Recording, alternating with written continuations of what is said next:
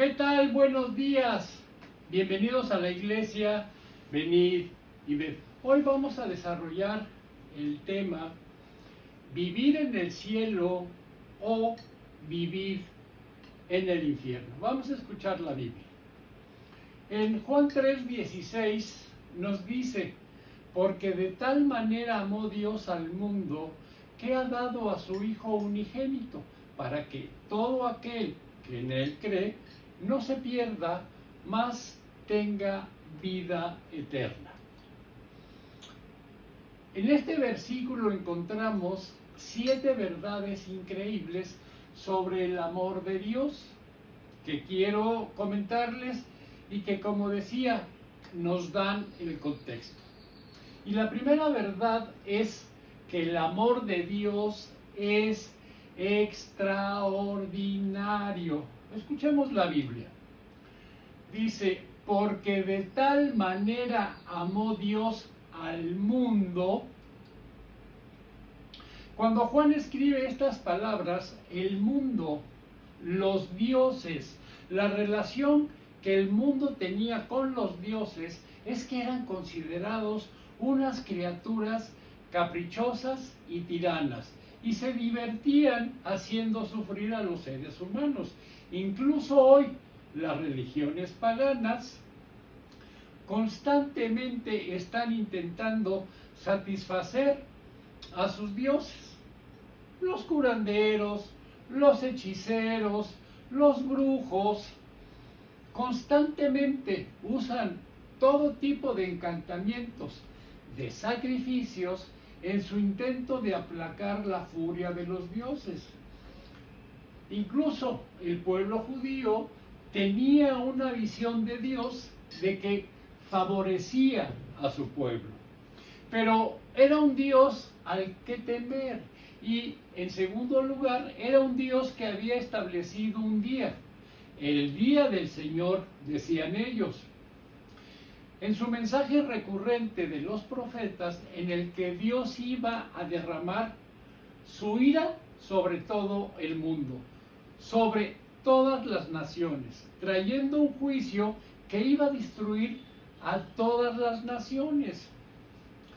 Y en este contexto, en la que la visión de todo el mundo es de un Dios o de dioses iracundos, caprichosos, constantemente enfadados, que quieren destruir al hombre de una u otra manera.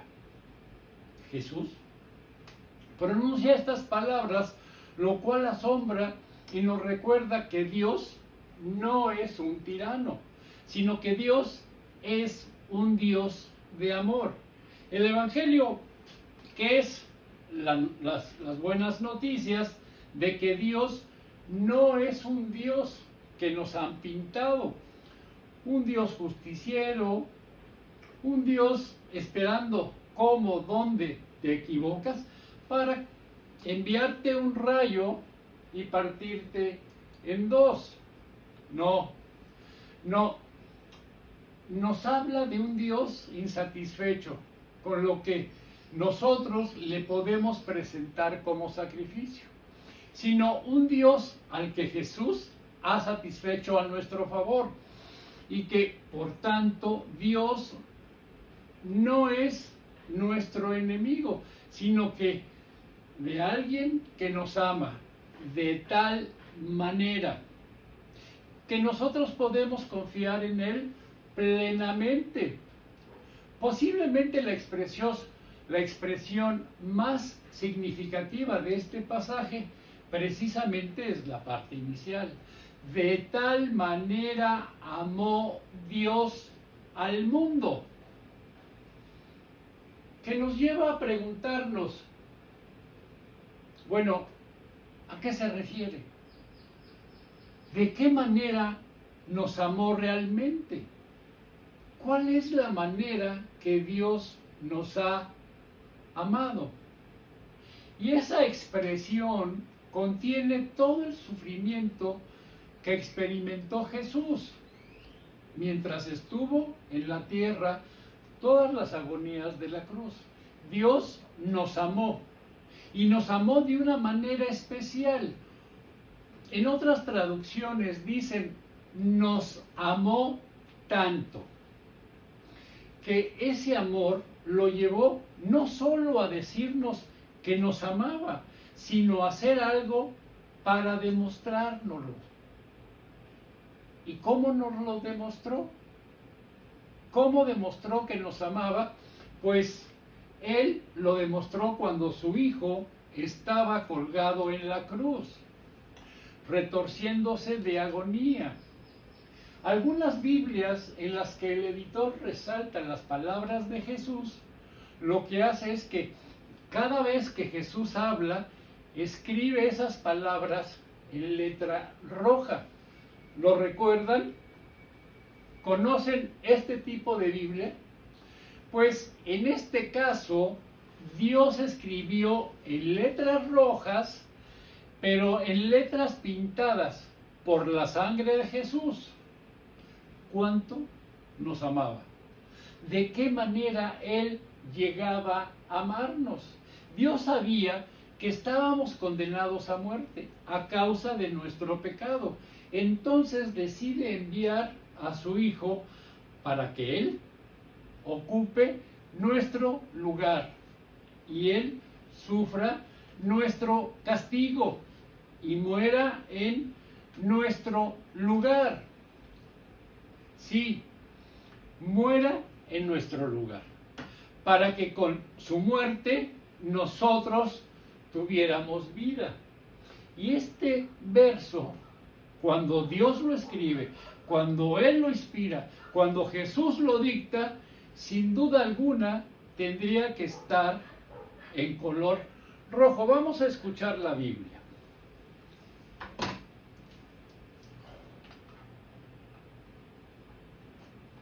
Es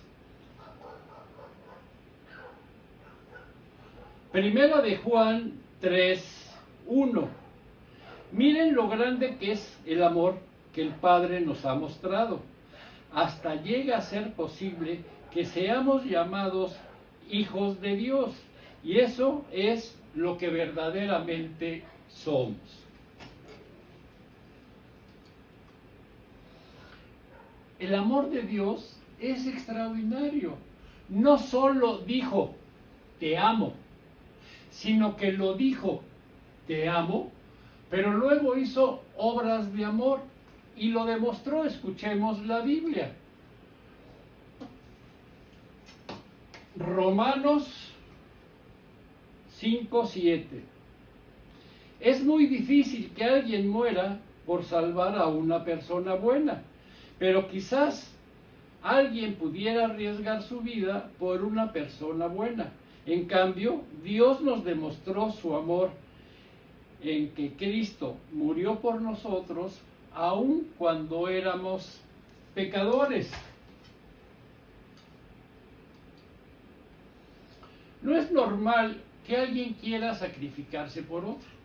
No es común que esto ocurra, pero lo que sigue es único. Esto no es para nada ordinario. Esto es súper extraordinario.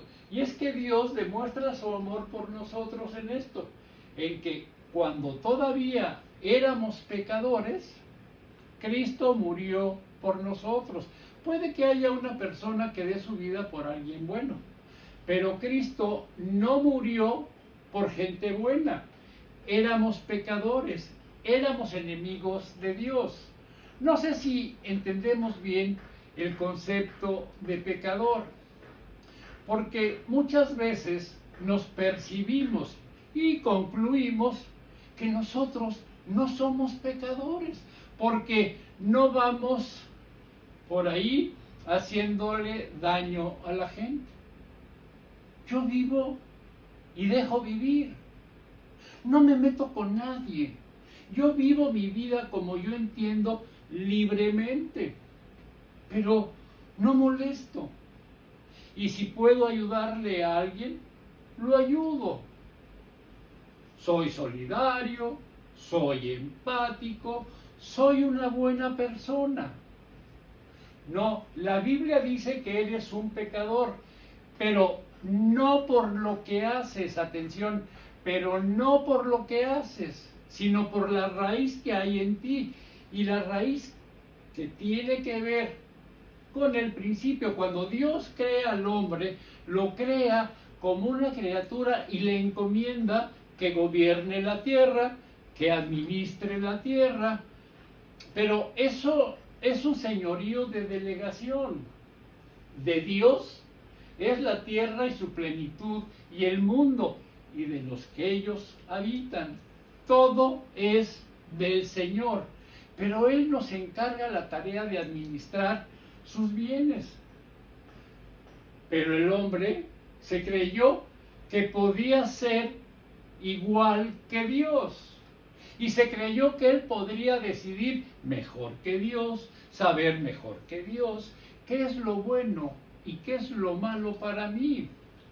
De tal manera que hay un momento en que el hombre decide independizarse, rebelarse contra la autoridad que existe y dar un golpe de estado, y saca a Dios de su vida y dice: no, ya no eres tú quien manda en mi vida. Ahora yo ya sé lo que es bueno y lo que es malo. Yo decido cuál es el camino que quiero seguir en mi vida. Yo soy y yo voy a ser mi propio Dios. Yo voy a ser el Señor de mi vida. Nadie tiene que darme órdenes, nadie tiene que mandarme, nadie tiene que dirigirme. Yo soy mi Dios. Yo soy el que dirige mi vida, el que controla mi vida. Y a eso es lo que la Biblia le llama pecado. El pecado de orgullo, el pecado de creer que yo soy autosuficiente, el pecado de creer que yo puedo ocupar el lugar de Dios, cuando no soy Dios, ni me puedo asemejar, ni parecer a lo más mínimo a Él. Y la consecuencia es que tarde o temprano empezarán a venir las repercusiones de tomar decisiones sin saber a dónde conducen. Y es que me equivoco y hago cosas que están mal, aun cuando sea de buena voluntad. Yo no quería hacer daño, pero dije algo que te ofendió, o hice algo que te dejó desplazado, te sentiste herido, o directamente tenía envidia de lo que tú tenías y lo he tomado. O te he desprestigiado, he murmurado acerca de ti, porque me sentía menos que tú. Y entonces, en lugar de yo crecer, te hago a ti más pequeño. Y entonces digo cosas malas de ti, acerca de ti, para que mi gris parezca más blanco y cosas por el estilo. Y la consecuencia es que aparecen las obras de la naturaleza del pecado.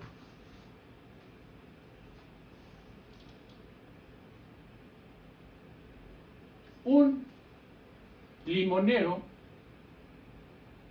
no son los limones que cuelgan de sus ramas. ¿Saben que los limoneros pueden pasar años sin dar limones y siguen siendo limoneros, aunque no den su fruto? Lo que hace que sea un limonero es su esencia, es su naturaleza.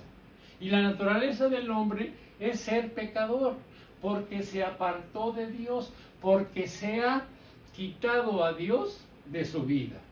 Y los frutos aparecen. Y esa es la realidad que declara la Biblia. Y por esta gente que incluso se cree buena, pero que ha quitado a Dios de su lugar, que ha dado un golpe de estado contra Dios. Es por eso que Jesús murió.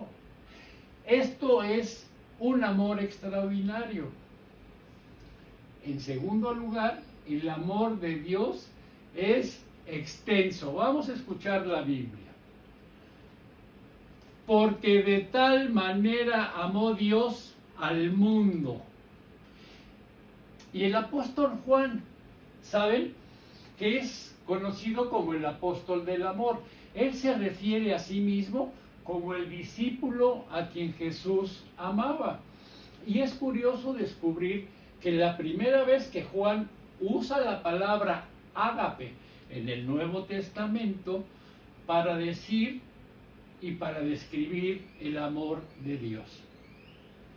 Ágape, que tiene que ver con el deseo de hacer el bien a la persona amada, que solo mira por la persona amada, por bendecirla, por hacerle el bien, y es un amor inmerecido, un amor que no depende de las circunstancias, que es un amor que no mide, no lleva la cuenta, no está mirando cuánto recibe a cambio, sino que simplemente da.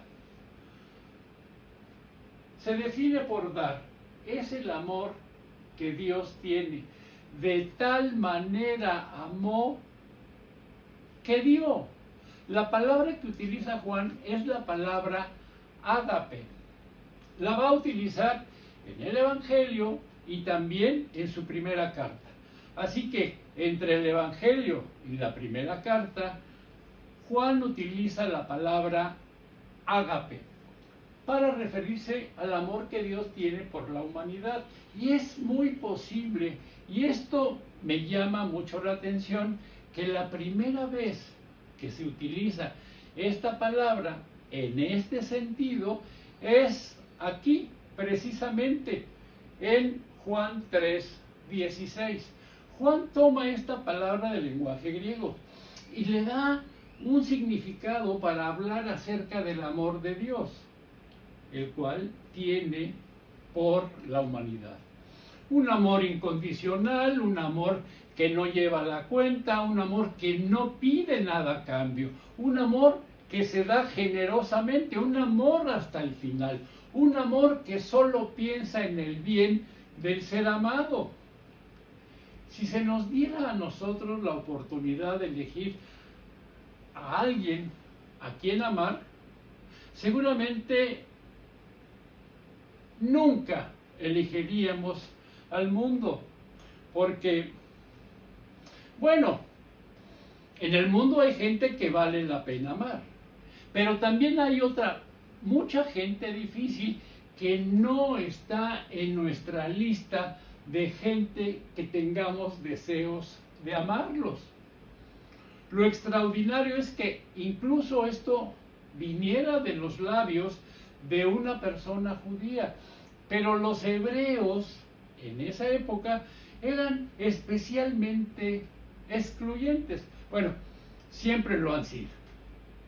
Ellos no entendieron el llamado de Dios, el llamado a ser pueblo de Dios para ser luz de las naciones, para que el mundo pudiera ver la relación que Dios tenía con ellos y que quisieran tener también una relación con Dios. Y ellos se sintieron elegidos y por tanto diferentes al resto. Y como consecuencia se separaron del resto del mundo y ellos empezaron a hablar del resto del mundo como los gentiles. Y ellos miraban con soberbia y con un orgulloso desdén a todos los gentiles, usando esa palabra para designar a los que no son de los nuestros.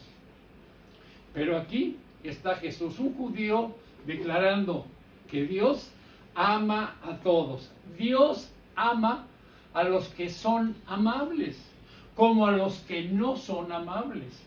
Ama a los que lo conocen y a los que no lo conocen.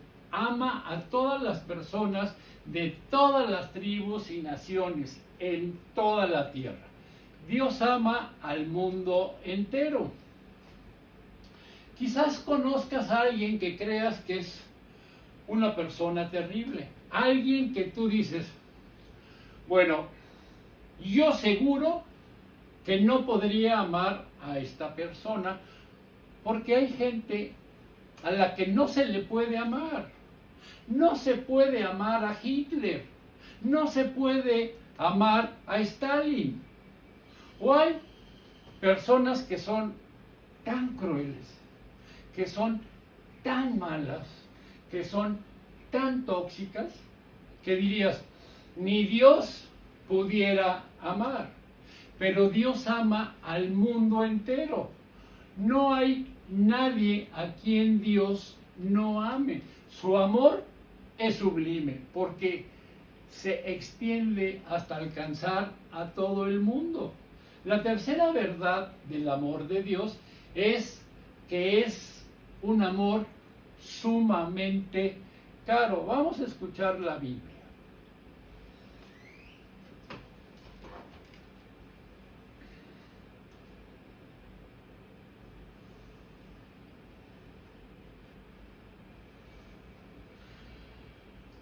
Dice,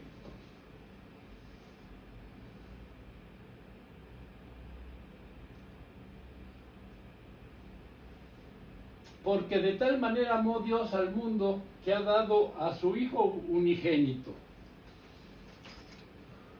El amor de Dios, decía, es caro, aunque para nosotros es gratuito, pero ha sido sumamente costoso, porque a Dios le costó todo. Fue el regalo más caro que pudo dar. No hay nada más que Dios podría haber hecho que excediera el costo de entregar a su propio Hijo. De hecho, Pablo escribe a los Corintios, escuchemos la Biblia.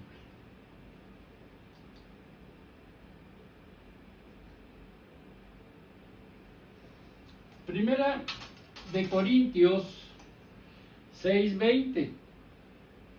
Cuando Dios los salvó, en realidad los compró y el precio que pagó por ustedes fue muy alto. Por eso deben dedicar su cuerpo a honrar y agradar a Dios. En algún momento Dios dijo, necesito enviar este mensaje de amor a mis criaturas. Y debió de haberle puesto la mano en el hombro de su hijo y le dijo, mira, voy a enviarte a ti. Tú vas a ser mi mensaje. Y envió a su Hijo unigénito a este mundo para que Él pagara el precio para nuestro rescate. Y así demostrar su amor por nosotros. Escuchen lo que dice Juan. Vamos a escuchar la Biblia. Juan 4:9. En esto se demostró el amor de Dios para con nosotros, en que Dios envió a su Hijo unigénito al mundo para que vivamos por Él.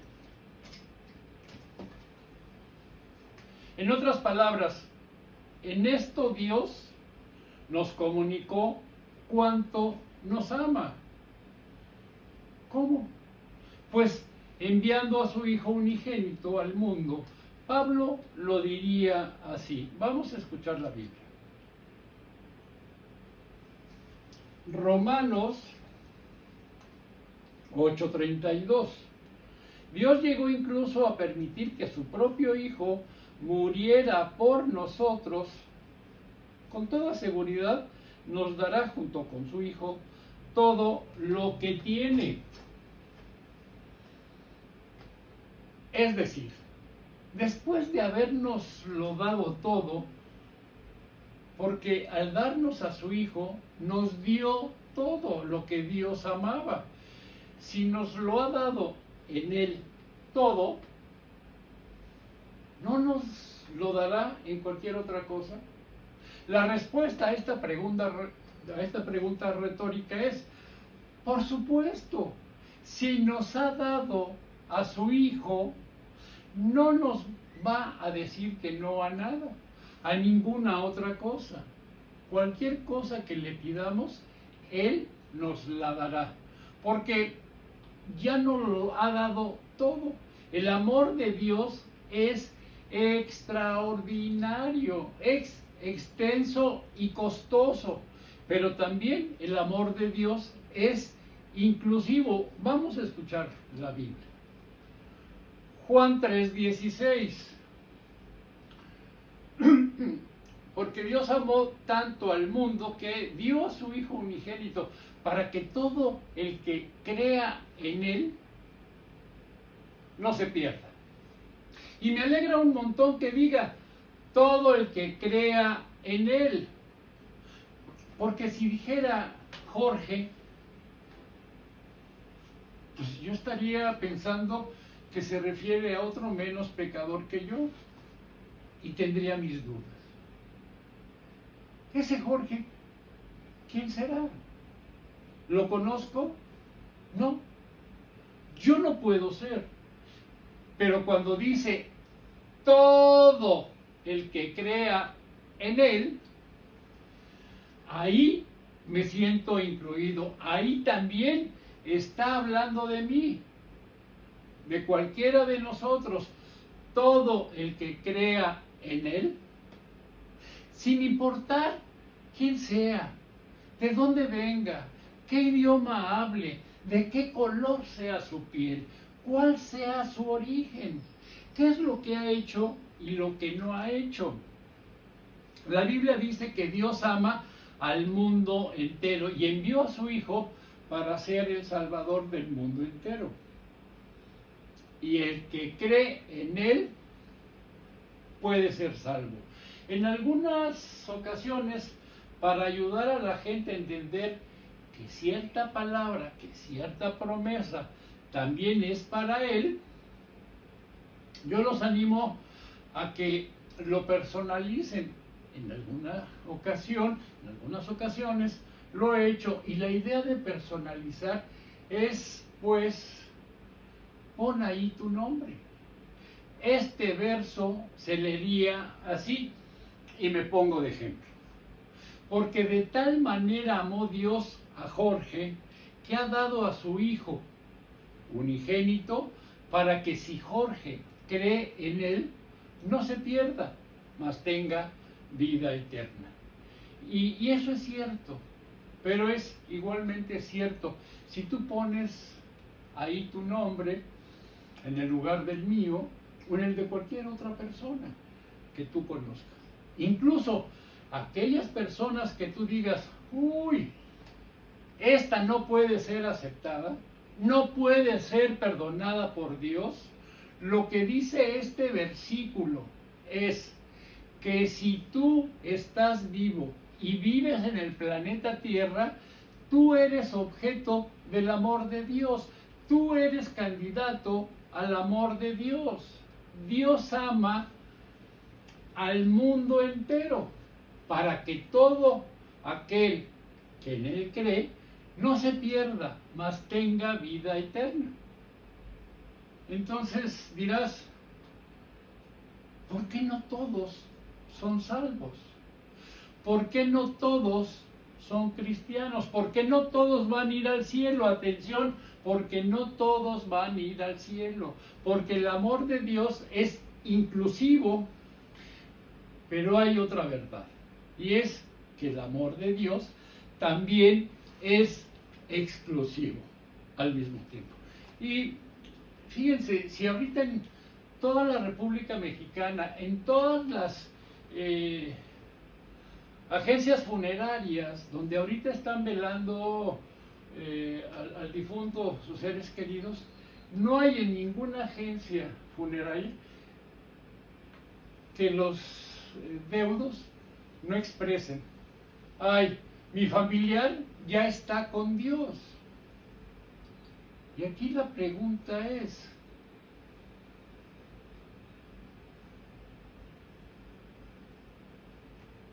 ¿a qué vino Jesús? A Jesús lo escupieron, lo maltrataron, lo injuriaron, lo masacraron. ¿Para qué? ¿Para que tuviéramos un fin de semana de vacaciones? ¿A eso vino? ¿Para que tuviéramos un periodo de asueto? Esa fue la misión de Dios. Atención, por favor. Hay una máxima universal que dice: el desconocimiento de la ley no te exime de su cumplimiento. Entonces, cuando las personas dicen: no, ya mi familiar está con Dios, pues denotan que hay una extraordinaria ignorancia. Para estar en el cielo se requiere obediencia. Cuando se es ignorante, pues se va a ir uno al infierno. Tan solo en 3 conceptos podemos ver que nos dice. Uno de ellos es Mateo 7:21, que nos está expresando: no todo el que me diga Señor, Señor, entrará en el reino de los cielos, sino solo el que hace la voluntad de mi Padre que está en el cielo. Hay que ser obediente. Hay otra parte que nos dice, 2 de Corintios 5:10, todos tendremos que presentarnos al juicio de Jesucristo. Entonces, ¿el familiar de algún doliente va a librar esto? Pues no. Otro concepto. Nos dice en Apocalipsis 8:13 que los que no están en el libro de la vida no estarán en el cielo. Entonces, por favor, no abonemos a la ignorancia. La próxima semana concluimos y, bueno, pues vamos a orar. Mi Dios y Padre bendito, te damos infinitas gracias por darnos vida. Señor, somos comodinos y nos gusta que nos digan mentiras. No queremos obedecerte, no nos gusta ser personas disciplinadas, y por eso nos vamos con lo que dice la mayoría, que cuando muramos de forma automática estaremos contigo. Padre amado, quítanos esa venda, quítanos esa flojera de no querer leer la Biblia y entender cuál es tu voluntad, para que nosotros, el tiempo que estemos en la tierra, vivamos bien y podamos ser aceptos para estar en tu presencia. Mi Dios, tennos paciencia, ayúdanos. Te pedimos para esta semana tu protección y tu provisión. Esto te lo pedimos en el nombre de tu amado Jesucristo. Amén. Gracias y buenos días.